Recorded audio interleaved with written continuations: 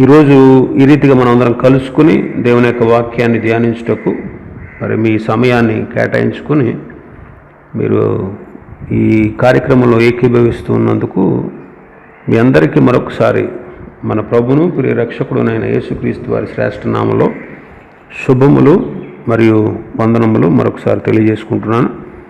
మనందరం కలిసి దేవుని యొక్క వాక్యాన్ని ధ్యానిద్దాం. మనం గత కొంతకాలంగా శరీర కార్యముల గురించి మనం ధ్యానం చేసుకుంటున్నాం. ఒకసారి ఆ వాక్య భాగాన్ని చదువుదాం. గలతీ పత్రిక 5వ అధ్యాయం 19, 20, 21 వచనాలు మనం చదువుకుందాం. గలతీ పత్రిక 5వ అధ్యాయం 19 నుంచి 21 వరకు. శరీర కార్యములు స్పష్టమై ఉన్నవి. అవేవనగా జారత్వము, అపవిత్రత, కాముకత్వము, విగ్రహారాధన, అభిచారము, ద్వేషములు, కలహము, మత్సరములు, క్రోధములు, కక్షలు, భేదములు, విమతములు, అసూయలు, మత్తతలు, అల్లరితో కూడిన ఆటపాటలు మొదలైనవి. శరీర కార్యముల గురించి పౌలు గారు గలతీ సంఘంతో రాసినటువంటి విషయాలను గురించి మనం ధ్యానం చేసుకుంటున్నాం. మరి దేవుని బిడ్డలం, దేవుని ఆత్మను దేవుడు పరిశుద్ధాత్మను సంచకరువుగా మన ఆత్మలకు అనుగ్రహించాడు. మన ఆత్మలకు సంచకరువుగా అనుగ్రహించినటువంటి ఈ పరిశుద్ధాత్మని సహాయంతో ఆయన ద్వారా మనం బలం పొందుకుని ఈ లోకంలో ఉండేటువంటి ఈ పాపలోకంలో జీవిస్తున్నాం, శరీరంతో ఉంటున్నాం కాబట్టి శరీర సంబంధమైనటువంటి కార్యాలను ఆత్మచేత చంపివేసి మనం ఆత్మీయంగా జీవించాలి. ఎప్పుడైతే శరీర కార్యాలని ఆత్మచేత చంపి మనం నడుస్తామో అప్పుడు ఆధ్యాత్మికంగా మనం బ్రతికని స్థితిలో ఉంటాం. నేటి దినాల్లో చాలా చోట్ల చాలామంది క్రైస్తవ సోదరీమణులు అందరూ కూడా చచ్చిన స్థితిలో ఉన్నారు. ఆత్మీయంగా బ్రతికని స్థితిలో లేరు, చచ్చిన స్థితిలో ఉన్నారు. కారణం ఏంటంటే వాళ్ళలో ఉన్నటువంటి శరీర సంబంధమైనటువంటి కార్యాలు.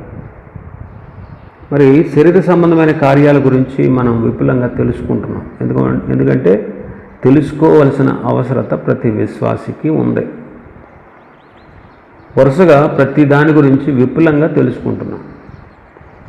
శరీరము దుష్ట వాంఛలకు నిలయమని, ఇది పాపపూరితమైనదని, ఒక వ్యక్తి మారు మనసు పొందిన తర్వాత కూడా అది నిలిచే ఉండి అతనికి బహు ప్రమాదకరమైనటువంటి శత్రువుగా పరిగణిస్తూ ఉంటుందని, కొన్ని అనుకూల పరిస్థితులను బట్టి ఏదో ఒక సందర్భంలో ఈ శరీరము దాని స్వభావాన్ని మనలో నుంచి బయట పెడుతూ ఉంటుందని మనం చెప్పుకుంటూ వస్తున్నాం. మరి శరీర సంబంధమైన కార్యాల గురించి ఇప్పటివరకు జారత్వం గురించి, వ్యభిచారం గురించి, అపవిత్రత గురించి, కాముకత్వాన్ని గురించి తెలుసుకున్నాం. ఈరోజు తర్వాతది ఏంటంటే విగ్రహారాధన. విగ్రహారాధన. ఇదేంటంటే పాస్టర్ గారు, మేము ఎప్పుడో ఈ విగ్రహారాధన విడిచిపెట్టేసే కదా, యేసుప్రభువే దేవుడు అని తెలుసుకుని వచ్చాం కదా, ఇంకా విగ్రహారాధన గురించి మీరు మాకు చెప్పేది ఏముంటుందండి?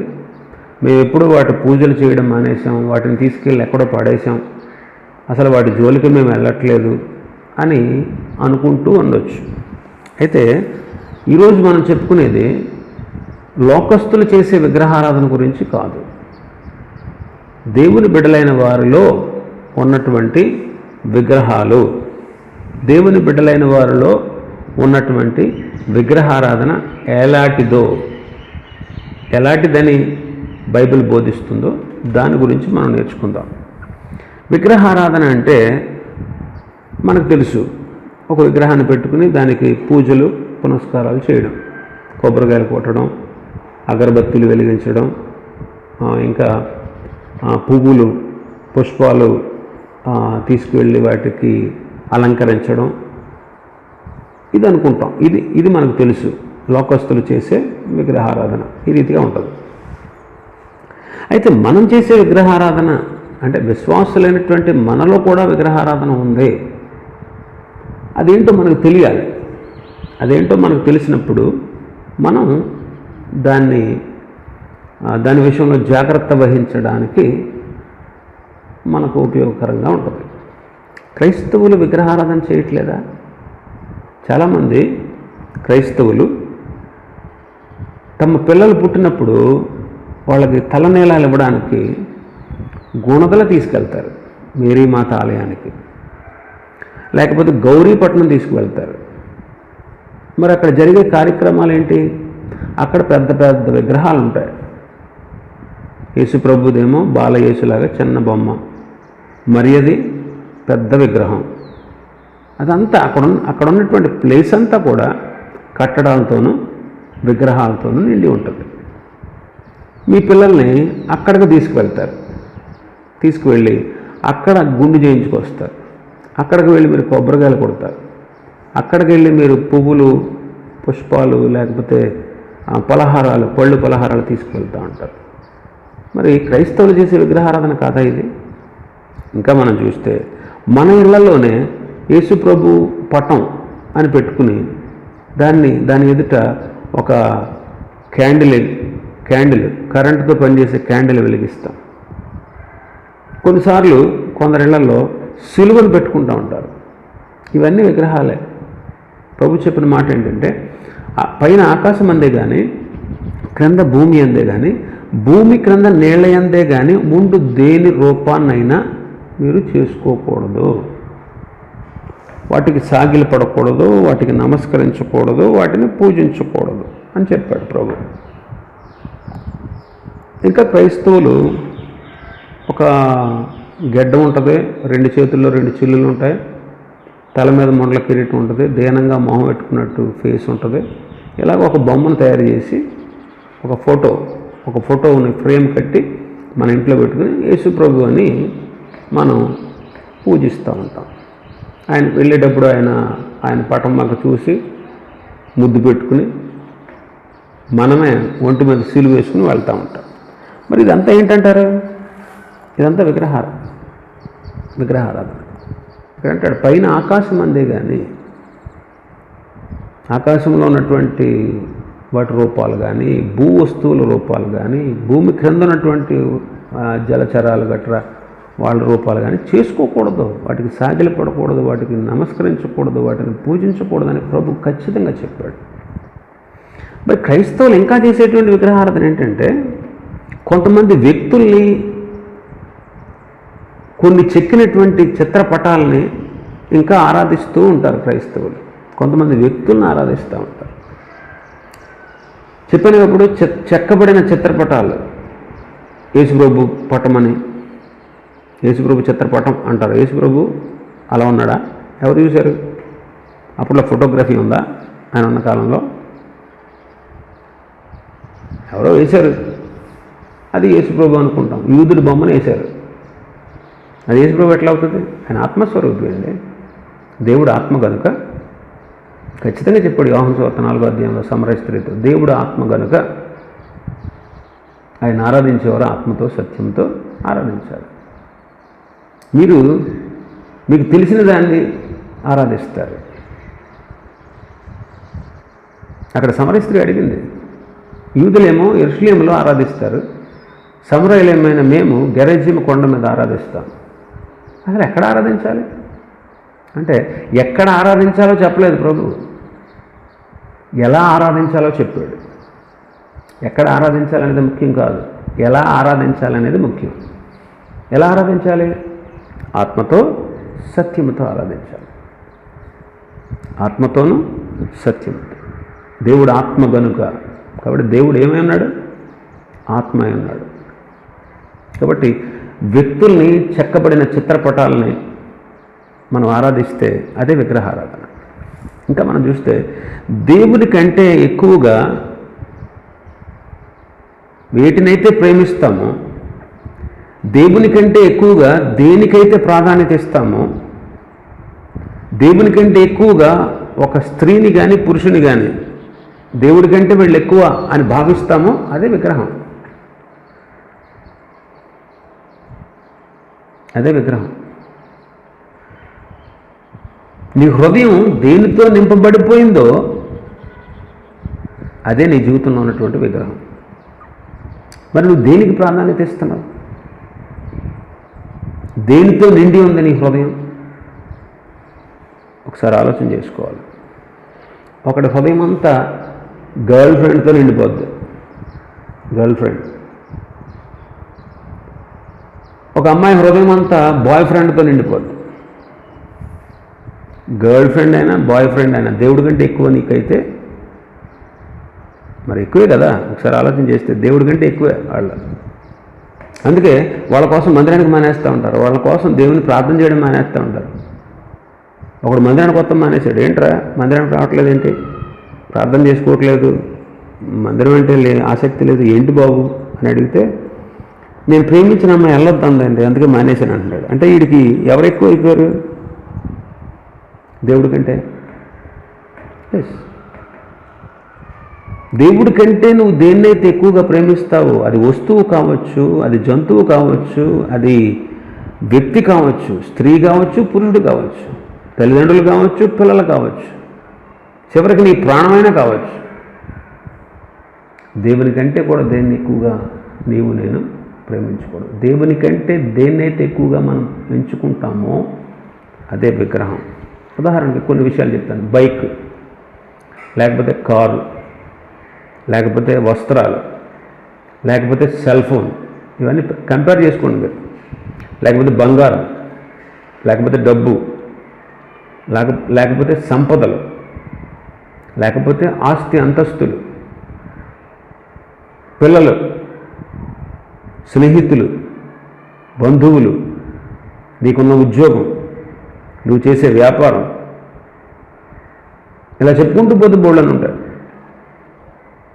ఇంకా మనలో ఉన్నటువంటి విగ్రహాలు ఏంటంటే కొన్నిసార్లు అసూయ, గర్వం, కోపం, తిండిపోతాను, త్రాగుపోతాను, ఇవన్నీ కూడా విగ్రహాలతో సమానమే. ఇవన్నీ విగ్రహాలే. ఇప్పుడు చెప్పండి, ఇప్పుడు మీరు పరీక్ష చేసుకుని, ఇవన్నీ చెప్పాను కదా, ఇప్పుడు మీరు పరీక్ష చేసుకుని దేవుని కంటే వీటిలో ఉన్నటువంటి వాటిని, ఎలాంటివి ఇంకా ఉన్నాయి చాలా, వీటిలో ఉన్న వాటిని దేన్నైనా ఎక్కువ, దేనికైనా దేవుడి కంటే కూడా ఎక్కువ స్థానం ఇస్తున్నావా? నేను చెప్పిన వాటిలో ఉదాహరణకి సెల్ ఫోన్ తీసుకుందామండి. సెల్ ఫోన్ ఈ రోజుల్లో అది ఓన్లీ అవసరం, అంతే కదా. అవసరాని కోసం దాన్ని వినియోగించుకోవాలి. కానీ అవసరమైన అనవసరమైనటువంటి విషయాల్లో కూడా ఇన్వాల్వ్ అయిపోయి ఇది చేతపట్టుకుని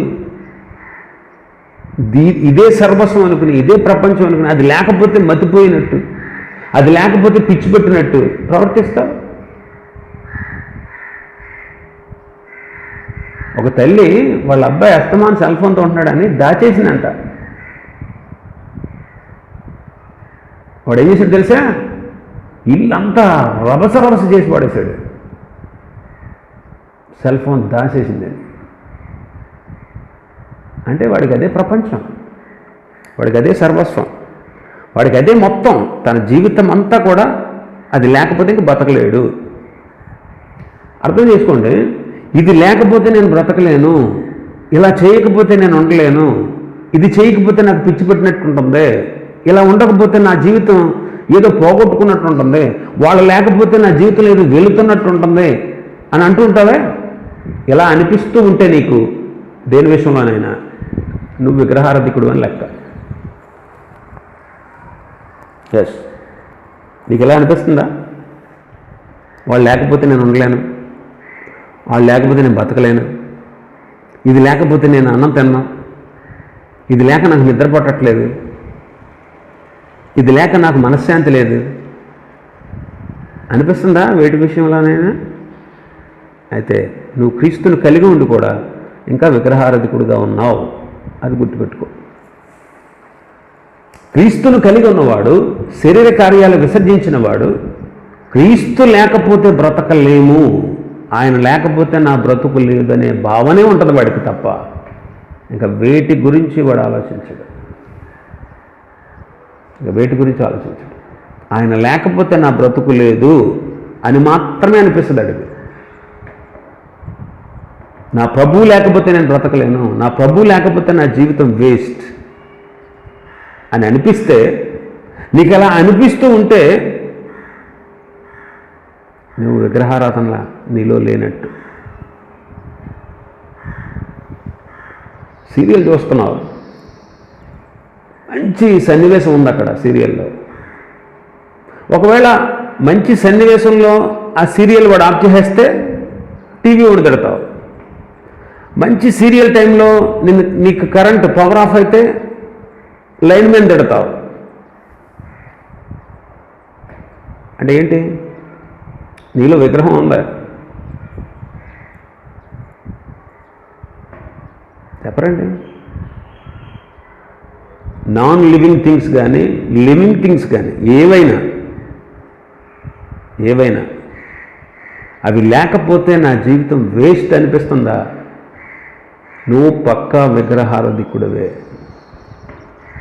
లేదు, నేను ఇవాళ ప్రార్థన చేసుకోలేదు, నేను ఇవాళ వాక్యం చదువుకోలేదు, నేను ఇవాళ మందిరానికి వెళ్ళలేదు, నేను ఇవాళ వాక్యాన్ని వినే టైం ఇవ్వలేదు, నేను ఇవాళ కూటానికి వెళ్ళలేదు, నేను ఈరోజు దేవునితో గడపలేదు, ఈరోజు దేవునికి ఇవ్వాల్సిన సమయం దేవునికి ఇవ్వలేదు, ఎందుకు నా బ్రతుకు ఏంటి, ఎందుకు ఇలా చేస్తున్నాను అలా అనిపిస్తుందా? అలా అనిపిస్తే నువ్వు విగ్రహార్థికుడు కాదు. ఇవన్నీ వేస్ట్. ప్రార్థన అంటే నిస్సహాయత, ప్రార్థన అంటే నిస్పృహ, ప్రార్థన అంటే చిరాకు, వాక్యం అంటే ఆసక్తి లేకపోవడం, దేవుని సేవకులన్నా దేవుని బిడలన్నా పడకపోవడం, దేవుడు అంటే అసలు గిట్టకపోవడం, ఇలాంటి నిరాశ నిస్పృహలతో ఉన్నావా? నువ్వు విగ్రహార్థికుడివే, అందులో అనుమానం ఏమీ లేదు. ఇప్పుడు చెప్పండి, ఈ విషయాలన్నింటినీ మీరు ఆలోచన చేసుకుని మీరు విగ్రహార్థికులా కాదా గుర్తించండి.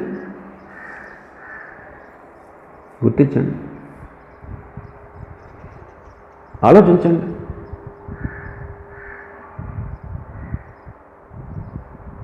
దేవుని ప్రజలమ్మ, దేవుని పిల్లలు, దేవుని ప్రజలు, మనలో దేని మీద, వేటి మీద, ఎవరి మీద మనం మక్కువ పెంచుకోకూడదు.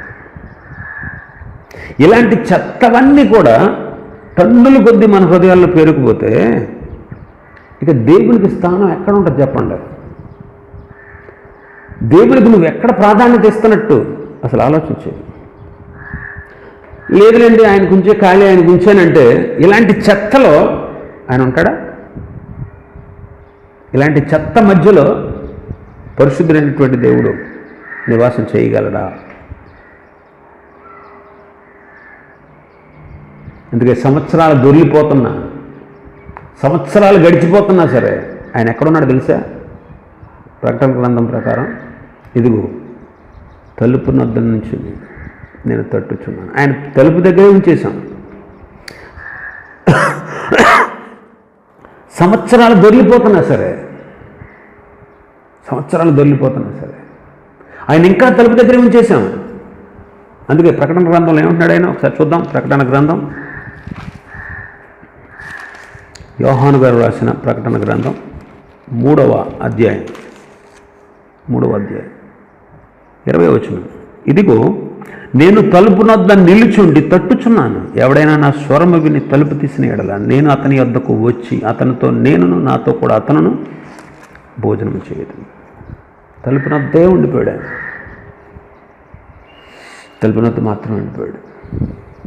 కాబట్టి గమనించండి, దేవుని కంటే ఏది ఎక్కువ కాదండి. ఎందుకంటే నేను సృష్టించింది ఆయన.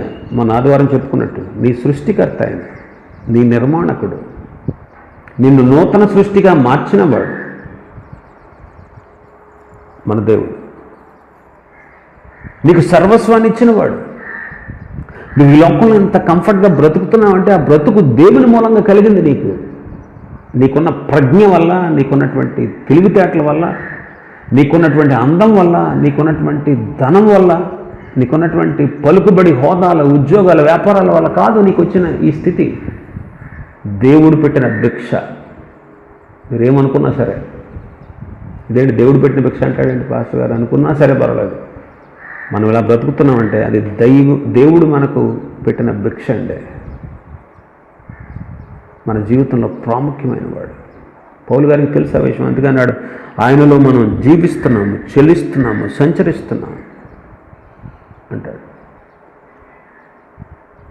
ఇప్పుడు గమనించండి, ఈ బ్రతుకునిచ్చింది మన ప్రభువే. మరి ఈ స్థితిలో నిన్ను పెట్టి నిన్నెంత ఉన్నతంగా తీర్చిదిద్ది, నీకు తెలివితేటలు ఇచ్చి, నీకు బలాన్ని ఇచ్చి, నీకు ఆరోగ్యాన్ని ఇచ్చి, నీకు శక్తినిచ్చి, నీకు జీవాన్ని ఇచ్చి, నీకు కావలసిన సమస్త వనరులను సమకూర్చిపెట్టి నిన్నెంత ఉన్నత స్థితిలో పెడితే నువ్వు ఇంకా ఆయన ప్రక్కన పెట్టేసి, ఇంకా ఆయనకు నీ హృదయంలో తావు ఇవ్వకుండా, చోటు ఇవ్వకుండా, ఆయన నివసించేటట్లు నీ హృదయాన్ని శుద్ధి చేయకుండా, లోకానుసారంగా, శరీరానుసారంగా, ఇష్టానుసారంగా బ్రతుకుతూ ఉంటే ఎలా చెప్పు? ఎలా చెప్పండి? సరి చేసుకుందాం. విగ్రహారాధన అనే చెప్పే వాటి విషయంలో కొన్ని వాక్యాలు మీకు చూపిస్తాను ఈరోజు. ఇది విగ్రహారాధన అని. మొదటి విషయం గర్వం. మొదటి విషయం ఏంటి? గర్వం.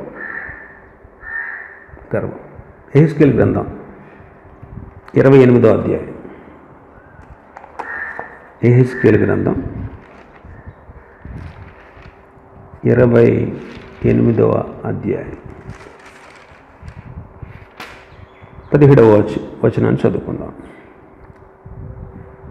నీ సౌందర్యమును చూచుకొని నీవు గర్వించిన వాడవై, నీ తేజస్సు చూచుకొని నీ జ్ఞానమును చెరుపుకుంటివి. కావున నేను నిన్ను నేలను పడవేసేదను, రాజును చూచుచుండగా నిన్ను హేళనకు అప్పగించేదను. యాక్చువల్గా తూరు అనే పట్టణాన్ని గురించినటువంటి, తూరు రాజును గురించినటువంటి చెప్పబడిన మాట ఇది. అయితే ఆధ్యాత్మికంగా మనకు అర్థమయ్యేది ఏంటంటే, ఇది లూసిఫర్ అనేటువంటి కెరూబు అయిన ప్రధాన దూతకు వాడి గురించి కూడా చెప్పబడిన మాట ఇది. సాతాను మొదటి పేరేంటో తెలుసా? లూసిఫర్. లూసిఫర్ తెలుగులో ఏమని తర్జుమా చేశారంటే తేజో నక్షత్రమా అని ఉంటుంది. ఇంగ్లీష్ బైబిల్లో లూసిఫర్ అని ఉంటుంది.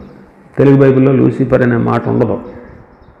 ఒకవేళ పనిగట్టుకు వెతికారు కానీ మంచిదేలే, వెతికినా మంచిదే పనిగట్టుకుని, ఎందుకంటే బైబిల్ అంతా ఒకసారి చదివినట్టు అవుద్ది కదా.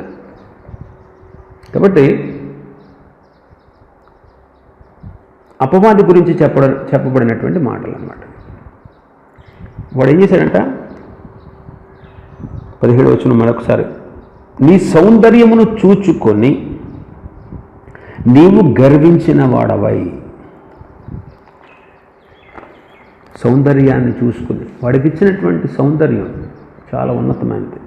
వాడు ఎలా ఉన్నాడో చూడండి, ఒకసారి చదువుదాం. 11వ వచనం, నరపుత్రుడా 11:12, నరపుత్రుడా తూరు రాజును కూర్చి అంగలార్పోచిన వ్యక్తిలాగా ప్రకటించు. ప్రభువుని యెహోవా సెలవిచ్చినదేమనగా, పూర్ణ జ్ఞానమును సంపూర్ణ సౌందర్యమును గల కట్టడమునకు మాదిరివి దేవుని తోటయగు ఏదెనులో నీవుంటివి. మాణిక్యము, గోమేధికము, సూర్యకాంతమణి, రక్తవర్ణపు రాయి, సులిమాని రాయి, మరకతము, నీలము, పద్మరాగము, మాణిక్యము అను అమూల్య రత్నములతోనూ బంగారముతోనూ నీవు అలంకరింపబడి ఉన్నావు. నీవు నియమింపబడిన దినమున పిల్లన గ్రోవులు వాయించువారును నీకు సిద్ధమైరి. అభిషేకము నొందిన కెరూబువై ఒక ఆశ్రయముగా ఉంటుంది. అందుకే నేను నిన్ను నియమించి తిని. దేవునికి ప్రతిష్ఠింపబడిన పర్వతము మీద నీవు ఉన్నావు.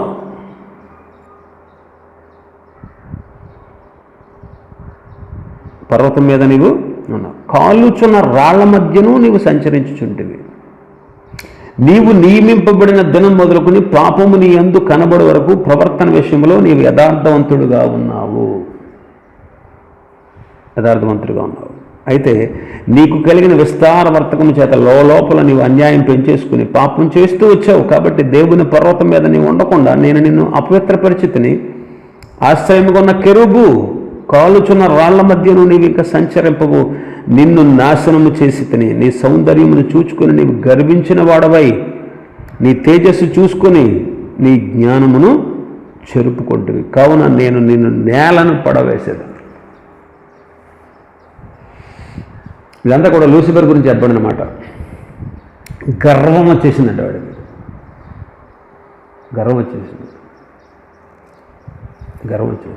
వాడిని సృష్టించింది దేవుడు, వాడికి అధికారాన్ని ఇచ్చింది దేవుడు, వాడికి అందాన్ని ఇచ్చింది దేవుడు, వాడికి సౌందర్యాన్ని కలగజేసింది దేవుడు, వాడిని ఉన్నత స్థితిలో పెట్టింది దేవుడు.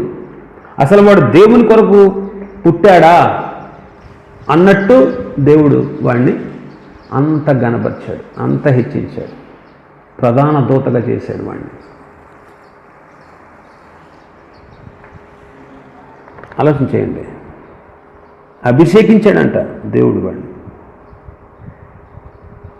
ఒక ఆశ్రయంగా నీవు ఉన్నావు. నీవు నియమించబడిన దినమున నీకు నేను ఇచ్చినటువంటి ఘనత ఇచ్చినటువంటి ఆ రోజున పిల్లల గురువులు వాయించే వాళ్ళు కూడా వచ్చారు. అంటే సంగీత కచేరీ ఏర్పాటు చేశారు వీడు నియమించబడిన దినాన్ని. ఆలోచించండి. దేవుని దగ్గర వీడుండి అత్యంత దగ్గరగా ఉండి, కెరూబు అంటే కెరూబుల మీద ప్రభువు ఆసీనుడు అవుతాడు, కెరూబుల మీద దిగి వస్తాడు ఆయన.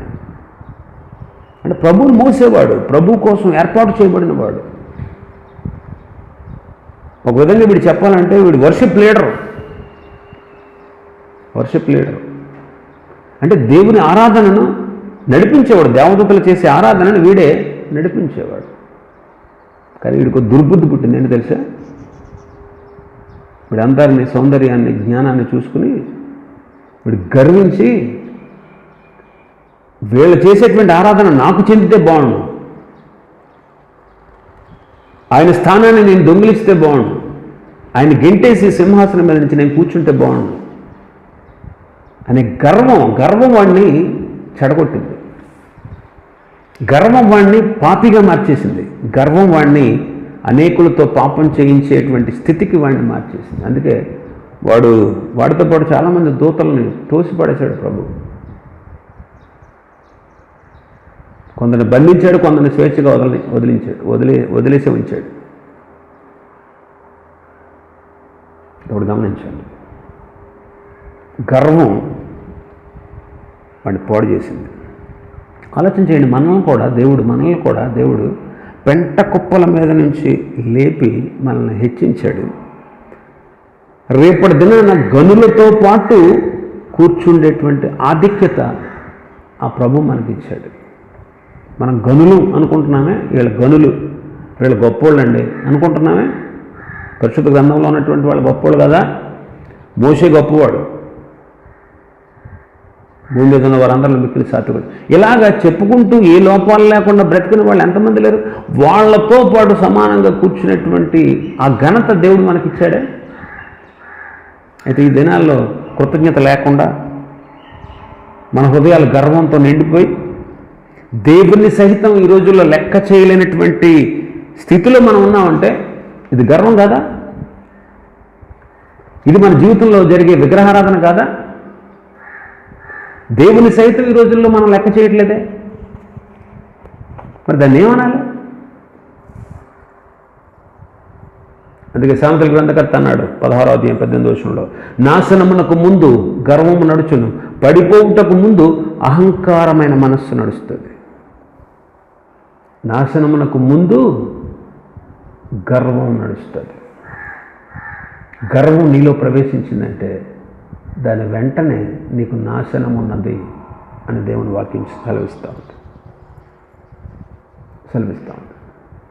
లూసిఫర్ గర్వించి సాతానుగా మారిపోయాడు.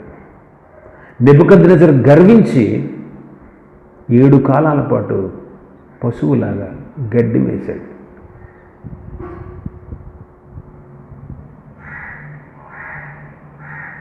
హిజ్కియా కూడా గర్వించాడంట. ఎప్పుడు? దేవుడు అతను బాగు చేశాక, అతనికి 15 సంవత్సరాల ఆయుష్ ఇచ్చాక, అతను ఏడుస్తూ ఉంటే చూసి, యాక్చువల్గా ఇరిమే టైం అయిపోయింది, అయితే ఏడుస్తూ ఉంటే చూసి ప్రభు ఏం చేశాడు తెలుసా?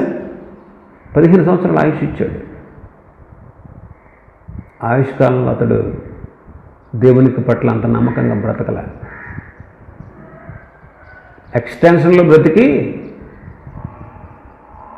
దేవునికి విరుద్ధంగా బ్రతికాడు. అందుకే గర్వం వచ్చిందండి అతనిలో. దినవృత్తాంతాలు 2వ గ్రంథం 32వ అధ్యాయం 25, 26 వచనాలు చదివితే గర్వించాడు, హృదయంలో గర్వించాడు. అయితే గర్వాన్ని తర్వాత వెంటనే సరిచేసుకున్నాడు అనుకోండి, అది వేరే సంగతి.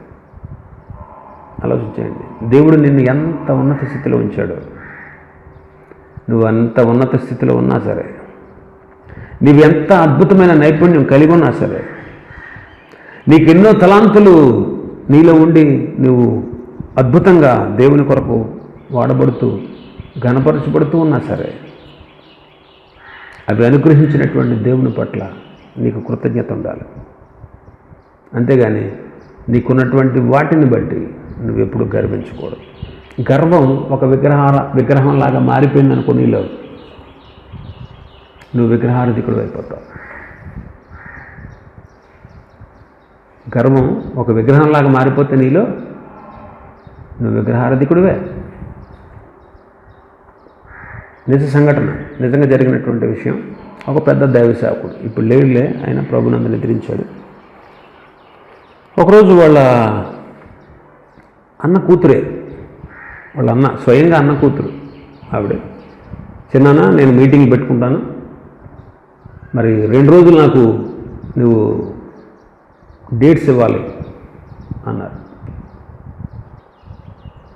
2 తారీఖులు చెప్తే ఆ తారీఖుల్లో నేను పెట్టుకుంటాను, మీకు ఎప్పుడు ఖాళీ ఉందో అప్పుడు పెట్టుకుంటాను. సరే, ఆయన డేట్స్ చెప్పాడు. పలానా తారీఖుల్లో నాకు ఖాళీ, పెట్టుకోమ్మా. ఆవిడ అన్నీ అరేంజ్ చేసుకుంది. పాంప్లెట్స్, అలాగే వాల్ పోస్టర్స్ అన్నీ కూడా రెడీ చేసింది. అంతా అయిన తర్వాత, రెడీ అయిన తర్వాత తీసుకొచ్చి, మరి స్పీకర్ కదా ఆయన, చిన్నాన్న ఇదిగో పాంప్లెట్స్ వచ్చి వేయించాను, ప్రార్థన చేయండి, ఇవన్నీ అందరికీ పంచిపెడతాం అని చెప్పి తీసుకొచ్చి ఆయన చేతిలో పెట్టింది. ఆయన ప్రార్థన చేసిన తర్వాత ఓపెన్ చేశాడు. ఓపెన్ చేశాక నాకు ఈ డేట్లు ఖాళీ లేవు అన్నాడు. షాక్ తంది ఆవిడ. ఇదేంటి చిన్నాన్న, మీరిచ్చిందే కదా ఈ టైం, పలానా డేట్స్లో పెట్టుకోమని చెప్పారు కదా అని షాక్ తంది. ఆవిడే స్వయంగా నాకు చెప్పింది ఈ విషయాన్ని.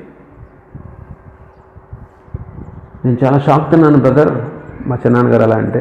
పెద్ద దైవ సేవకుడు, స్వస్థత వరం కలిగినటువంటి దైవ సేవకుడు. ఏంటి చిన్నాన్నగారు ఎందుకు అని చెప్పి అడిగితే, ఖాళీ లేదమ్మా నాకు అన్నాడంట.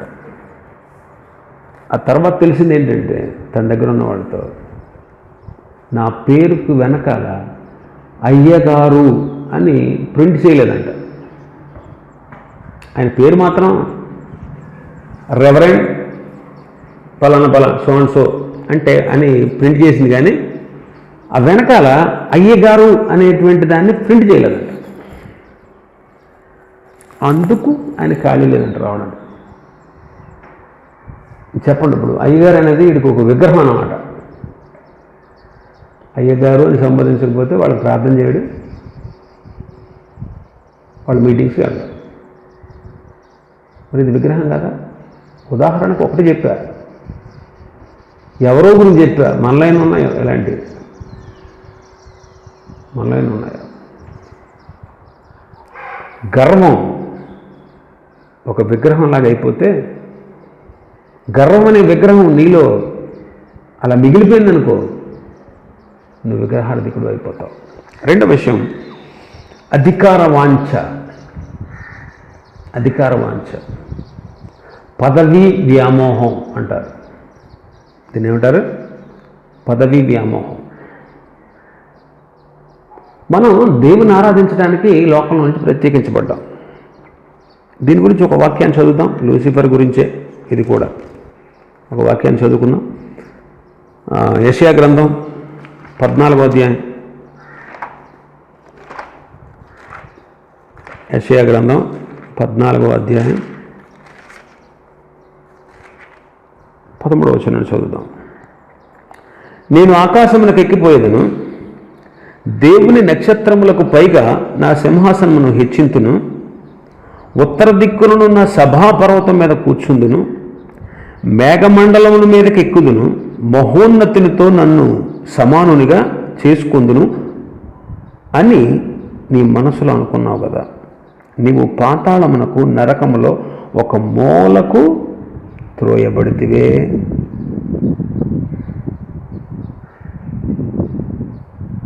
వాడు త్రోయబడ్డం చూసి అందరూ అనుకుంటారంట, 16వ వచనం చూస్తే, నిన్ను చూచువారు నిదానించి చూచుచూ ఇలా తలపోసుకుంటారు.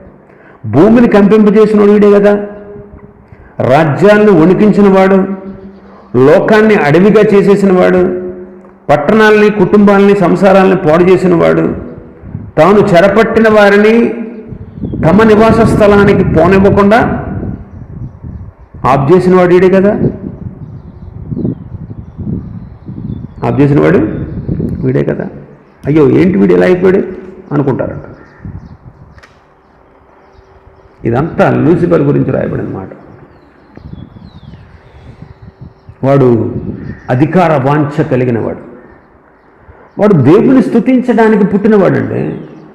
దేవుణ్ణి అందరూ స్తుతించేటట్లుగా ప్రోత్సాహపరచడానికి ప్రభు వాడిని సృష్టించాడు. కానీ వాడు మహోన్నతునితో సమానంగా చేసుకోవాలి. నేను ఉత్తరమునున్నటువంటి ఆయన సభాపర్వతం మీదకు వెళ్ళి అక్కడ కూర్చుని ఆ సభను నేను నిర్వహించాలి. ఇలాంటి ఆలోచనలు ఉన్నాయి వాడికి. అధికార వాంఛ అనమాట, పదవీ వ్యామోహం. సంఘం అంటే ఏంటో తెలుసా? లోకము నుండి ప్రత్యేకించబడిన వారి యొక్క గుంపు. ఈ సంఘానికి శిరస్సు ఎవరో తెలుసా? ప్రభువైన యేసుక్రీస్తు. అయితే నేటి సంఘం యొక్క ఉద్దేశం మారిపోయింది. నేటి సంఘాల్లో చాలామంది దేవుని పక్కన పెట్టేశారు, మనుషులను గనపరచడం మొదలెట్టారు. ఎవరికి వాళ్ళనే గనపరచుకోవడం ప్రారంభించారు. సంఘంలో ఉండే రాజకీయాలట దేశ రాజకీయాలను మించిపోతున్నాయి. కారణం ఏంటో తెలుసా? అధికారం చేయాలనేటువంటి పెత్తనం ఒక విగ్రహంలాగా మారిపోయింది. ప్రేమకు ప్రతిరూపాలుగా ఉండాల్సినటువంటి సంఘాలు అధికారం కోసం చీలిపోతూ కక్షలతో కత్తులు దూసుకునేటువంటి పరిస్థితి కూడా సంఘాల్లో వచ్చేసింది నేటి దినాల్లో. సత్యానికి స్తంభంగా ఉండాలి సంఘం అనేది, అసలు సత్యమే లేకుండా పోయింది. సంఘంలో చాలామంది అధికారాల కోసం ధనం పంచిపెట్టడం, మద్యాన్ని పంచిపెట్టడం, ఇలాంటి ఆచారాలన్నీ వచ్చేసాయి. దేవుడు నేను ఏ స్థితిలో ఉంచాడో ఆ స్థితిలో ఉండడానికి నువ్వు ఇష్టపడు, అప్పుడే నువ్వు నిజ క్రైస్తవుడు అవుతావు. అధికారం కోసం ప్రోకలాడద్దు. ప్రోకలాడే వాళ్ళని అస్సలు ప్రోత్సహించవద్దు. ఆలోచించేయండి. అధికారాల కోసం అన్నమాట, అధికారాల కోసం. ఎన్ని అసోసియేషన్స్ మొక్కలైపోతున్నాయండి, ఎన్ని సంఘాలు చీలిపోతున్నాయి అధికారం కోసం. అంతే. మన దగ్గర అధికారాలు ఉండవు, కానీ మన సంఘాల్లో, కొన్ని సంఘాల్లో ప్రెసిడెంట్ ఉంటాడు, వైస్ ప్రెసిడెంట్ ఉంటాడు, సెక్రటరీ ఉంటాడు, ట్రెజరర్ ఉంటాడు. పెద్ద పెద్ద సంఘాలు, ఎందుకంటే ఇవి సంస్థలు కదా. సంస్థల ద్వారా, ఒక సంస్థ ద్వారా నడిపించబడే సంఘాలు అన్నమాట ఇవి. వందల సంఖ్యలో సంఘాలు ఉంటాయి వాళ్ళకి, వందల సంఖ్యలో. కాబట్టి అక్కడ సంఘంలో ఉండేటువంటి వీళ్ళదే పెత్తనం. President, vice president, secretary, joint secretary, treasurer, ఇంకా ఉంటాయి కొన్ని పదవులు. అవి ఇంగ్లీష్లో ఉంటాయి, నాకు నోరు తిరగదు, కానీ ఇవన్నీ ఉంటాయి చాలా. సంఘ పెద్దల పోస్టులు అన్నమాట. వాటి వల్ల ఎన్ని గొడవలో. ఆ పదవుల కోసం పోటీ పడతా ఉంటారు. ఆ పదవులు సాధించుకోవడం కోసం కొన్ని సంఘాల్లో డబ్బులు పంచిపెడతారు, మందు కూడా పోయిస్తారు. ఎంత విచారం అండి అసలు, ఎంత విచారం. ఇప్పుడు అసోసియేషన్స్ చూస్తాం. బుట్టాయిగూడ మండల పాస్టర్స్ అసోసియేషన్ మాది. అలాగే ప్రతి మండలానికి అసోసియేషన్ ఉంటుంది. కొన్ని అసోసియేషన్స్ 2-3 అయిపోయినాయి. కారణం ఏంటి తెలుసా? పెత్తనాల కోసం, అధికారం కోసం. వీడి దగ్గర సంఘం ఎక్కువ ఉంటుంది, సంఘస్థులు ఎక్కువ మంది ఉంటారు, వీడికి 4-5 సంఘాలు ఉంటాయి. వాడిని కనుక పదవిలోకి తీసుకోకపోతే, అంటే నేనంటే లెక్కలేదు వీళ్ళకి, నేనంటే అసలు గుర్తింపే లేదా అని గుర్తింపు కోసం వీడేం చేస్తారంటే ఒక 20-30 మందిని అంటేసుకుని వీడొక అసోసియేషన్ పెట్టేస్తారు. వీడు వాడు అంటున్నాను, దయతో క్షమించండి, అందరినీ కాదు నేను అన్నది, అలాగ బెడగొట్టే వాళ్ళని నేను అనేది. సేవకులందరినీ వీడు వాడు అనడానికి పనికిరాను, నేను సరిపోను, నేను అర్హుని కాదు. ఎందుకు వీడు వాడు అంటున్నానంటే, దేవుని సంఘంలో దేవుని యొక్క బిడ్డలుగా, దేవుని సేవకులుగా ఐక్యతను, సత్యాన్ని, ప్రేమను లోకానికి చాటించాల్సిన మనమే గొడవలకు కారణం, మనమే గొడవలకు కర్తలం, మనమే గొడవలకు మూల కారణం అవుతూ ఉంటే ఏమనిపిస్తుంది చెప్పండి? ఎలా ఉంటుంది చెప్పండి? కాబట్టి గమనించండి, దేవుని ప్రజలం అధికారాల కోసం, పెత్తనాల కోసం నువ్వు దేవుని సంఘాన్ని ఎన్ని అగచాట్లు పాలు చేస్తున్నావు చూసుకో. నీకు అధికారం కావాలనేటువంటి విగ్రహం కనుక నీలో ఉంటే నువ్వు కొంతకాలానికి విగ్రహారధికుడిగా మారిపోతావు. లూసిఫర్ ఏమయ్యాడు? అధికార వాంఛతో దేవుని సింహాసనాన్ని అధిష్ఠించాలనుకున్నాడు. ప్రియ విశ్వాసి, దేవుడు నీకు సంఘంలో ఏ స్థానం ఇచ్చాడు? దేవుడు నిన్ను ఏ స్థితిలో పెట్టాడు? ఆ స్థితిలో ఉండడానికి నువ్వు ఇష్టపడు, అప్పుడే నీవు నిజ క్రైస్తవుడు. మూడవది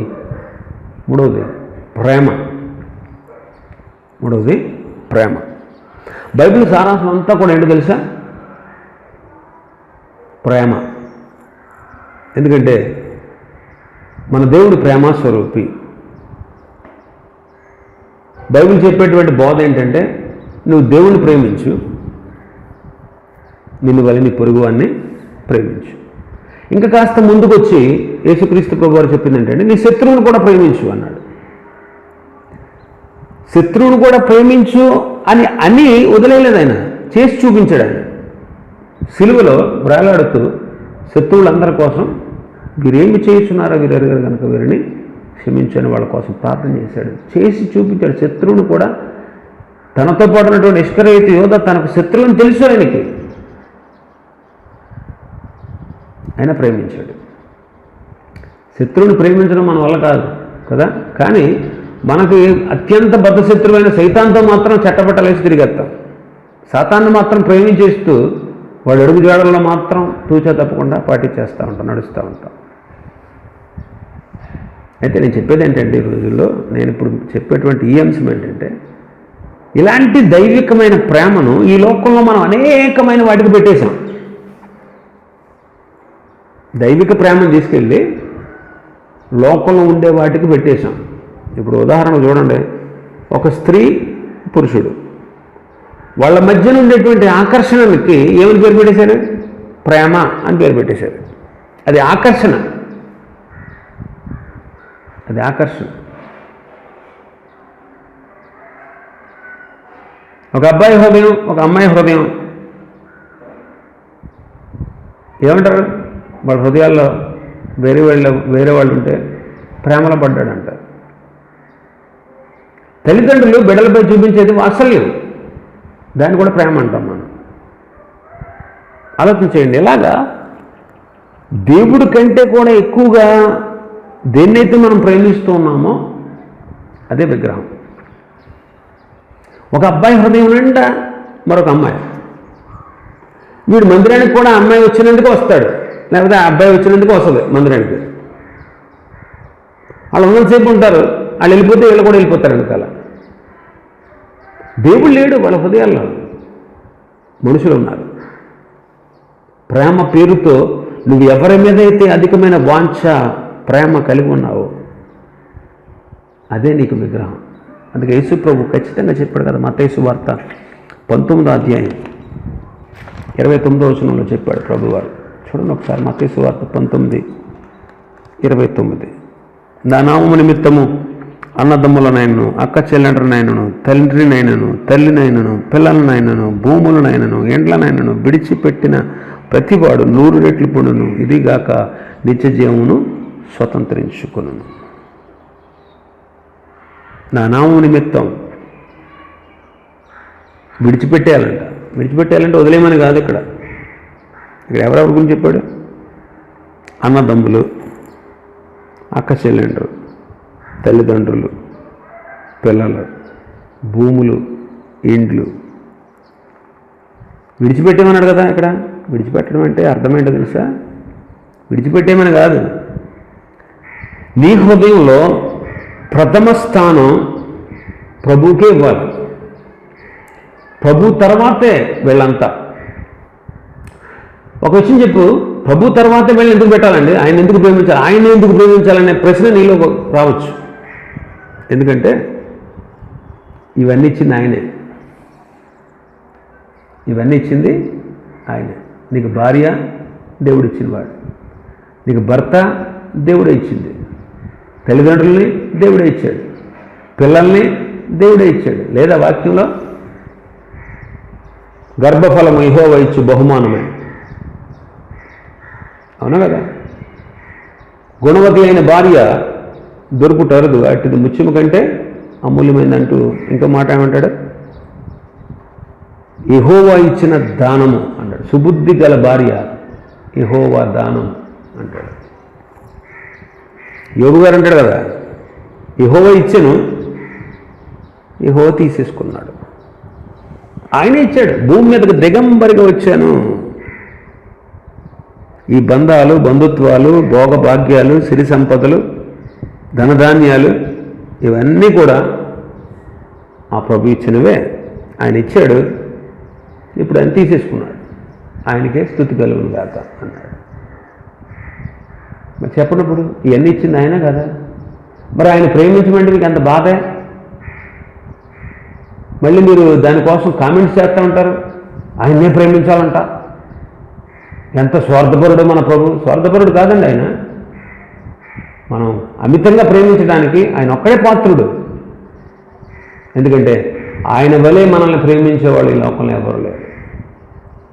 చూసుకో, నీకున్న అక్క చెల్లెండ్రు కానీ, అన్నదమ్ములు కానీ, నీకున్న తల్లిదండ్రులు కానీ, నీ బిడ్డలు కానీ, నీ ఆస్తి కానీ, కొన్ని సందర్భాలు ఇవేవి పనిచేయవు.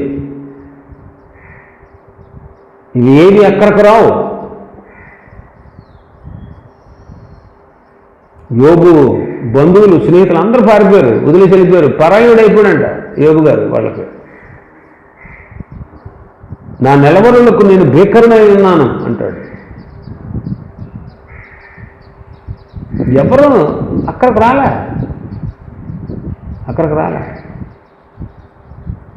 ఒకవేళ సహోదరి నువ్వు మీ ఆయన దగ్గరికి వెళ్ళి నేను చచ్చిపోతే ఇంకా పెళ్లి చేసుకుంటావా అని అడుగు.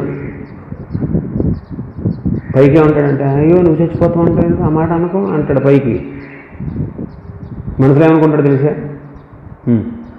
గమ్ము చచ్చిపోవు బాబు, ఇంకో దాన్ని చేసుకున్నాను నేను చెప్తుంటా అనుకుంటాడు. ఎవ్వరు కూడా యేసుక్రీస్తు ప్రభులాగా నన్ను ప్రేమించలేరండి. అంత ప్రేమ గల దేవుడు నీకు అన్నీ ఇచ్చి, బంధాలు ఇచ్చి, బంధుత్వాలు ఇచ్చి, రక్త సంబంధికులను ఇచ్చి, తల్లిదండ్రులను ఇచ్చి, ఆస్తి అంతస్తులు ఇచ్చి, ఐశ్వర్యాన్ని ఇచ్చి, ఘనతనిచ్చి, విలువనిచ్చి, సమాజంలో స్టేటస్ని ఇచ్చి, ఇంత ఇదిగా దేవుడు నేను ప్రేమించి హెచ్చిస్తే ఆయనకు కాకుండా ప్రథమ స్థానం ఇంకెవరికి ఇస్తా? ఆయనకు కాకుండా ఇంకొకరు ఎవరికైనా ప్రథమ స్థానం ఇస్తే, ఆయన తప్ప మీరు మిగతా వాళ్ళందరినీ ప్రేమిస్తూ ఉంటే మీలో విగ్రహం ఉంది, అదే మీకు విగ్రహారాధన. కాబట్టి అందరికంటే అన్నిటికంటే ఎక్కువగా మనం ప్రభువుని ప్రేమించాలి. మిగిలిన వాటి మీద కూడా ప్రేమ ఉండాలి, ఉండకూడదని నేను చెప్పట్లా. కానీ ఆ ప్రేమకి ఒక పరిధి ఉంటుంది. ఆ పరిధి మించితే అది విగ్రహం అవుతుంది. ఒక భార్య భర్తలతో విడిపోయారు తెలుసా? ఎందుకని అడగండి చెప్తాను. ఎందుకు తెలుసా? ఆవిడకి ఒక పెంపుడు కుక్క ఉందంట. పెళ్లికి ముందే ఉంది, పెంచుకుంటుంది. ఆ కుక్కను అత్తవారింటి కూడా తెచ్చుకుంది.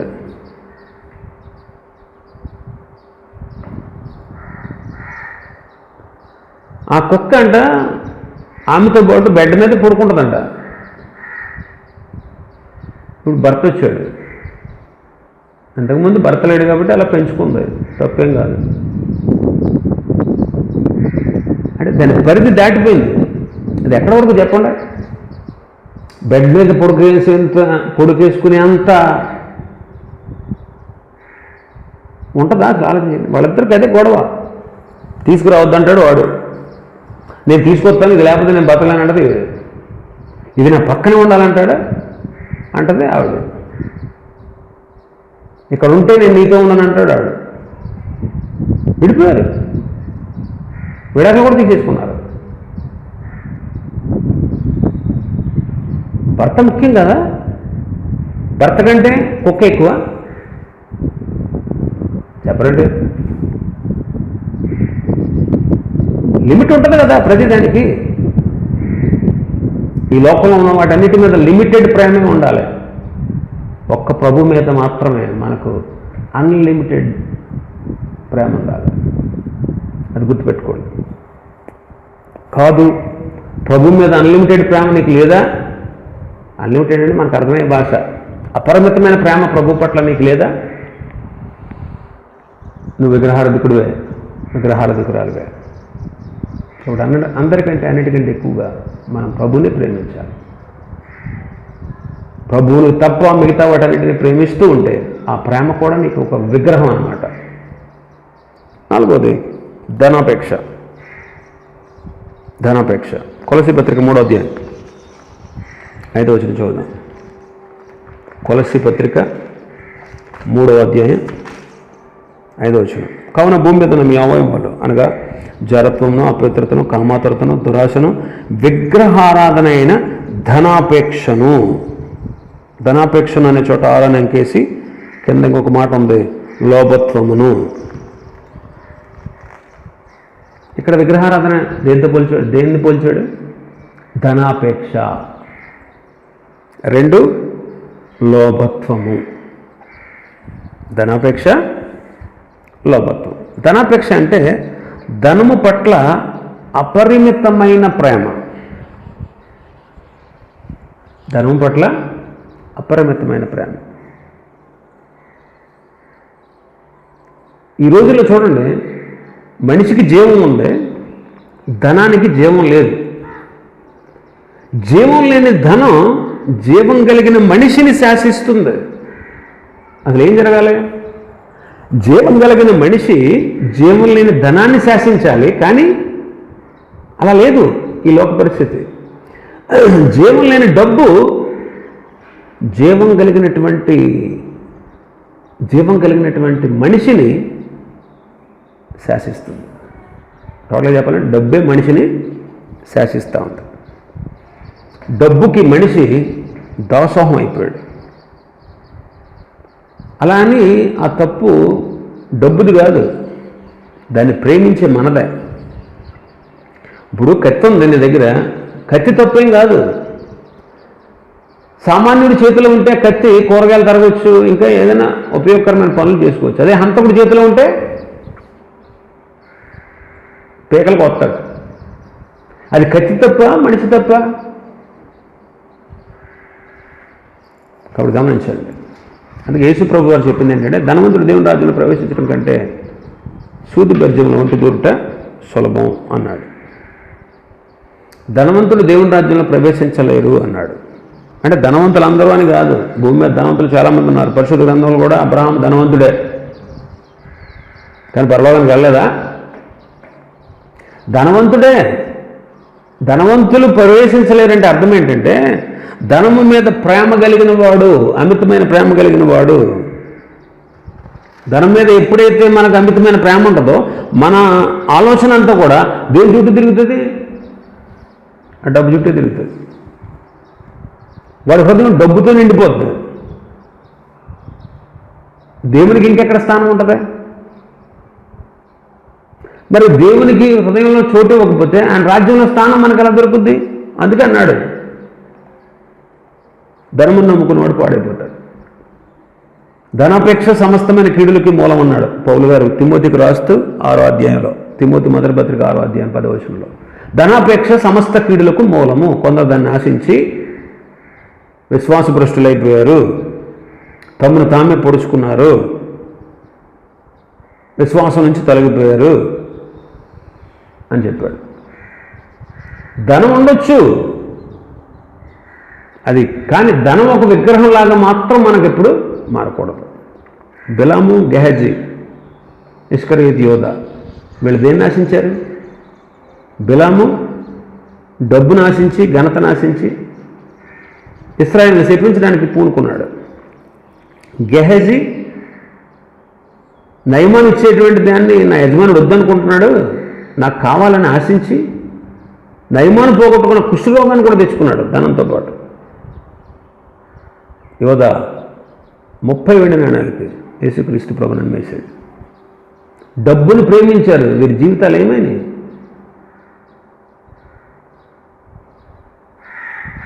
ఒకటి ధనాపేక్ష, రెండవది లోభత్వం అన్నాడు. లోభత్వం. ఎఫెసీ పత్రిక 5వ అధ్యాయం 5వ వచనం చదువుదాం ఒకసారి మళ్ళీ.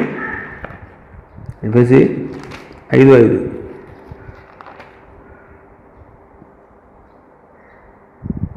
వ్యభిచారి అయినను, అపవిత్రుడైన, విగ్రహార్థికుడైన, లోబి అయినను. 5:5 ఎఫెసీ పత్రిక. విగ్రహారాధికుడైన అయ్యున్న లోబి అయినను. లోభత్వాన్ని విగ్రహారాధనతో పోల్చాడు ఇక్కడ. లోబి అంటే అత్యాసపరుడు, పిసినారి. లోబి అంటే ఎవరు? పిసినారి. ఆశ కలిగి ఉండొచ్చండి, తప్పు కాదు, కానీ అత్యాశ, దురాశ మాత్రం ఉండకూడదు. ఆశ లేకపోతే అసలు ఆశయం ఉండదు. ఆశయం లేకుండా జీవించే వ్యక్తి ఏమీ సాధించలేడు. సైన్స్ ప్రకారం ఒక వ్యక్తి భోజనం లేకుండా 54 రోజులు ఉండొచ్చు అంట, నీరు లేకుండా 3 రోజులు ఉండొచ్చు, ఆక్సిజన్ లేకుండా 8 నిమిషాల వరకు ఉండొచ్చట. కానీ ఆశ లేకుండా మాత్రం మనిషి ఒక్క నిమిషం కూడా బ్రతకలేడు. ఆశను కోల్పోయిన వాడు, ఆశలు అడియాశలైన వాడు ఏం చేసుకుంటాడు? ఆత్మహత్య చేసుకోవడానికి ప్రయత్నం చేస్తూ ఉంటాడు. ఆశ ఉండొచ్చు, అది సమర్థనీయమైనదైతే, సమర్థించే శైలిలో ఉంటే దేవుడు తప్పక ఆశగల ప్రాణాన్ని ఏం చేస్తాడు? తృప్తిపరుస్తాడు. ఒకవేళ ఆశ కనుక అత్యాశగాను, దురాశగాను మారిపోతే అదే విగ్రహారాధన అంటే. ఆశలకి హద్దు మీరిపోయింది అనుకోండి, ఆశలు హద్దు మీరిపోయి, ఆశలు హద్దు మీరిపోతే దాన్ని నెరవేర్చుకోవడానికి ఎలాంటి పనైనా సరే చేయడానికి వెనకాడు. ఆలోచన చేయి. నువ్వు లోబిగా ఉంటే నీ కుటుంబానికి కనీస అవసరాలు కూడా తీర్చలేవు. నువ్వు లోబిగా ఉంటే నీ కుటుంబంలో ఉన్న వారికి కనీస అవసరాలు కూడా నువ్వు తీర్చలేవు. లోబి తన ఇంటి వారందరిని బాధపడతాడు అంటాడు సామెతల గ్రంథకర్త 15వ అధ్యాయం 17వ వచనంలో.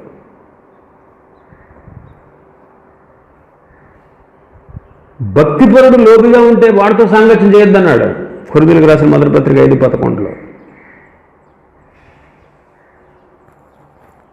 ఒకసారి చూద్దాం, సామెతలు 15:27 వచనం చూద్దాం. లోబి తన ఇంటి వారిని బాధ పెట్టును. లోబి తన ఇంటి వారిని బాధ పెట్టును అంటున్నాడు. తన ఇంటి వారిని బాధ పెట్టేస్తాడంట. ఎవరు? లోబి. ఇంకా మనం చూస్తే కొరింథీయులకు రాసిన మొదటి పత్రిక 5వ అధ్యాయం 9-10 వచనాలు. జారులతో సాంగత్యం చేయవద్దని నా పత్రికలో మీకు రాసి ఉంటుంది. అయితే ఈ లోకపు జారులతోనైనను, లోబులతోనైనను, దోచుకున్న వారితోనైనా, విగ్రహార్థికులను ఏమాత్రం సాంగత్యం చేయవద్దని కాదు. అలాగైతే మీరు లోకంలో నుండి వెళ్ళిపోవాల్సి వచ్చింది కదా. ఇప్పుడైతే సహోదరుడు అనబడిన వాడు ఎవడైనా జారుడు కానీ, లోభి కానీ, విగ్రహార్థికుడు కానీ, తిట్టుబోతుగా కానీ, త్రాగుబోతుగా కానీ, దోచుకునివాడుగా కానీ అయ్యుంటే అట్టివానితో సాంగత్యము చేయకూడదు, భుజింపకూడదని మీకు రాయించున్నాను. లోబితో సాంగత్యం చేయకూడదంట, కలిసి భోజనం చేయకూడదు. ఇంకా మనం చూస్తే పేతురు రాసిన రెండవ పత్రిక, పేతురు రాసిన రెండవ పత్రిక 2వ అధ్యాయం 14వ వచనం. వ్యభిచారాన్ని చూసి ఆశించుచు పాపం మానలేని కన్నులు గలవారును, అస్థిరులైన వారి మనస్సులను మరలు కొల్పుచు లోభత్వమందు సాధకము చేయబడిన హృదయము గలవారును శాపగ్రస్తులు. లోభులు, పాపం మానలేని కన్నులు గలవాళ్ళు శాపగ్రస్తులు అంటున్నాడు. శాపగ్రస్తులు. అందుకే ఎఫెసీ పత్రికలో 5వ అధ్యాయంలో 5వ వచనంలో ఏమన్నాడు? ఇలాంటి వాళ్ళ గురించి చెబుతూ 5వ వచనం మరొకసారి చూద్దాం. వ్యభిచారి అయినను, అపవిత్రుడైన, విగ్రహారాధికుడైన, లోబి అయినను క్రీస్తు యొక్క దేవుని యొక్క రాజ్యమునకు హక్కుదారుడు కాడను సంగతి మీకు నిశ్చయముగా చెప్తున్నాను. హక్కుదారుడు కాదు, శాపగ్రస్తులు అంటే వాళ్ళతో సాంగత్యం చేయకూడదు. వాళ్ళ ఇంటి వాళ్ళందరినీ బాధపడతారు. ఇలాంటి వాళ్ళు శపించబడతారు. శపించబడిన వాళ్ళు ఏమన్నాడు ప్రభు? శపించబడిన వాళ్ళారా అగ్ని గంధకాల్లో పడేసాడు వాళ్ళు. మత్తయి సువార్త 25:4 మనం చదివి 41వ వచనం చదివితే. కాబట్టి లోభత్వం ఇది చాలా భయంకరమైనటువంటిది. ఇది విగ్రహారాధనతో సమానం. దేంతో సమానం? విగ్రహారాధన. లోభత్వం ఉండకూడదు మనకు. కొన్ని విగ్రహాల గురించి మనం చెప్పుకున్నాం. మొదటిది గర్వం, రెండవది పదవీ వ్యామోహం, అధికార వాంఛ, 3 ప్రేమ, 4 ధనాపేక్ష, 5 లోభత్వం. పిసినిగొట్టుతనం, దురాశ, ఇవన్నీ విగ్రహారాధనతో సమానం. కాబట్టి మనం ఒకసారి పరీక్ష చేసుకుందాం. వాక్య వెలుగులో ఒకసారి ప్రార్థన చేసుకుందాం.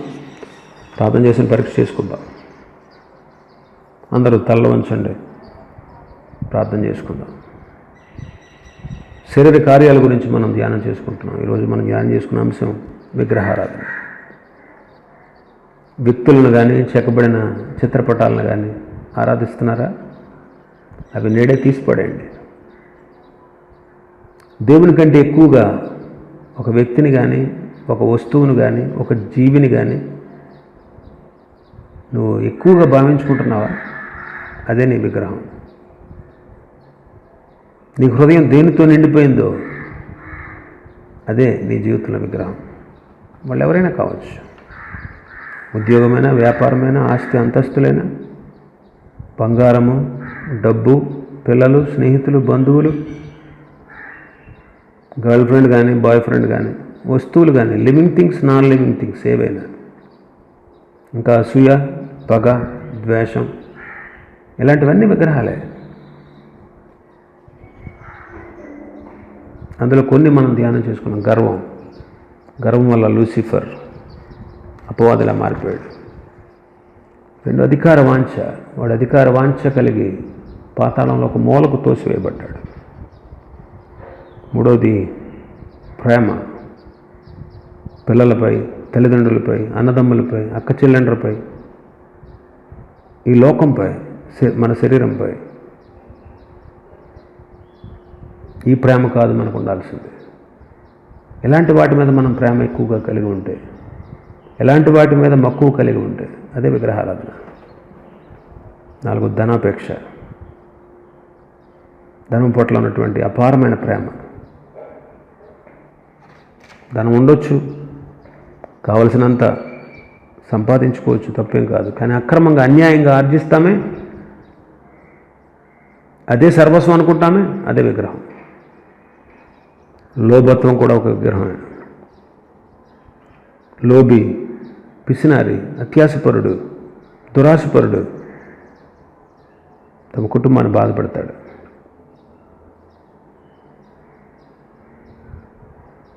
నువ్వు లోబి అయితే నీ కుటుంబ కనీస అవసరాలు కూడా తీర్చలేవు. లోబి ఇంటి వారందరినీ బాధపడతాడు. వాడితో సాంగత్యం చేయకూడదు. వాడు శాపగ్రస్తుడు. శపించబడిన వారు నరకానికి తోసివేయబడతారు. దేవుని రాజ్యానికి వాళ్ళ హక్కుదారులు కారు. ఈ విషయాలన్నీ మన సొంత మాటలు కాదు, దేవుని మాటలు. కాబట్టి ఇట్లాంటి వాటి విషయంలో మనం జాగ్రత్త కలిగి ఉందాం. ప్రార్థన చేసుకుందాం. పరిశుద్ధుడైన మా తండ్రి, ప్రేమస్వరూపి, కృపాసత్య సంపూర్ణుడా, మీకు స్తోత్రాలు. మాకు అనుగ్రహించిన వాక్యాన్ని బట్టి స్తోత్రాలు. శరీర కార్యాల గురించి మేము ధ్యానం చేస్తూ వస్తున్నాం.